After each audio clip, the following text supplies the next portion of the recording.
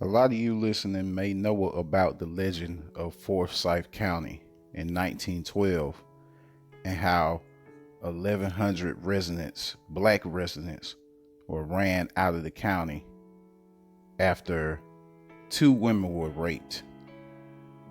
But let me tell you about Oscarville, Georgia.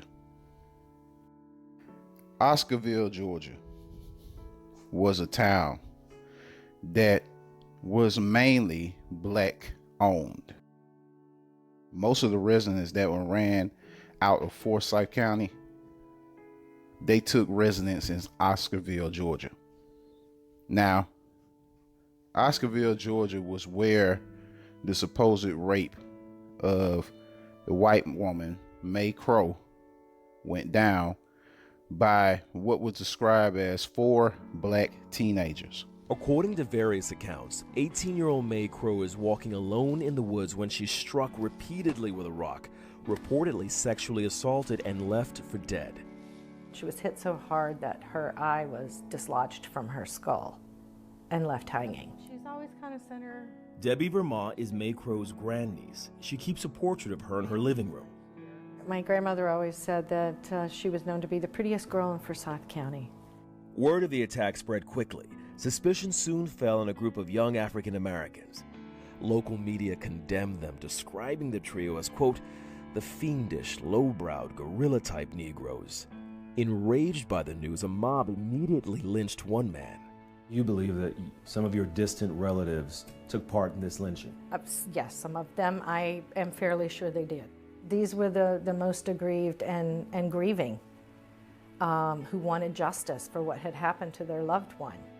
2 others, both teenagers, were arrested, tried, and convicted. A prominent doctor volunteered to land near his home for the court-ordered execution. An estimated 5,000 people showed up to watch the hangings. Well, my grandmother would have been 18 months old, sitting in her mother's lap. Watching someone being lynched? Right. So do you believe that those 3 people, the 2 teenagers, the 1 young man in his 20s, do you believe they were innocent? I do believe they were innocent. I do believe. And I believe it's a huge cold case that's still sitting there to try to figure out exactly who did. Now, this particular town had houses, stores, barns, probably churches, and a racetrack. The location of the town is now located under the popular Lake Lanier.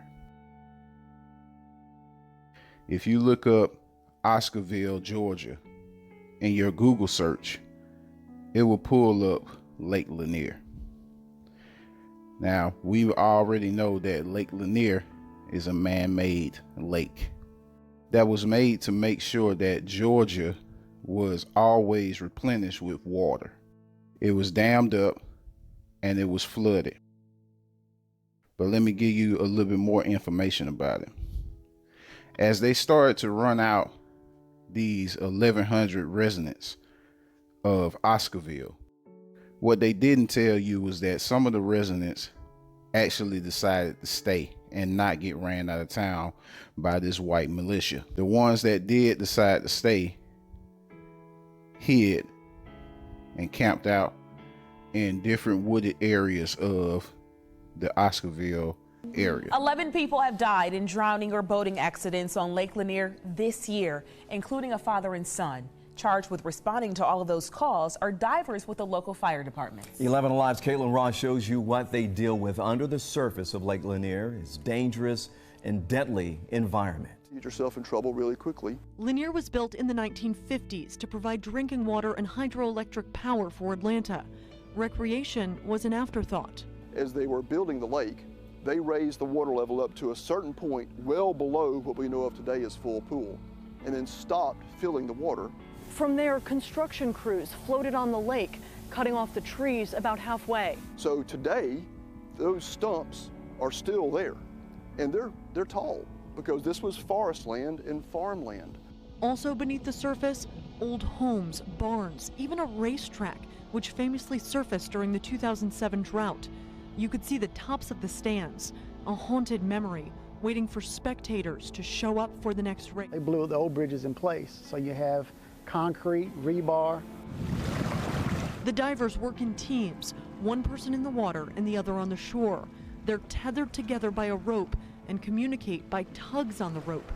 Divers say they never know what they're going to find. So now, when you go to Lake Lanier, if you were to dive under Lake Lanier, you would find a barn, houses, probably even churches, a bridge, and a racetrack. This is the history that Georgia has been hiding from us for so many years, and now it's starting to come out. So please be careful going for a swim in Lake Lanier, because there is a doomed history up under that lake. And as the woman had already said, 11 people have died this year, and many people have died since the lake was dammed up and flooded. If y'all would like me to do more stories like this, please share this story with people that you know will be interested in it. And also make sure that you come back and tune into my Facebook timeline, as I will be dropping more historical things just like this. Until next time, y'all.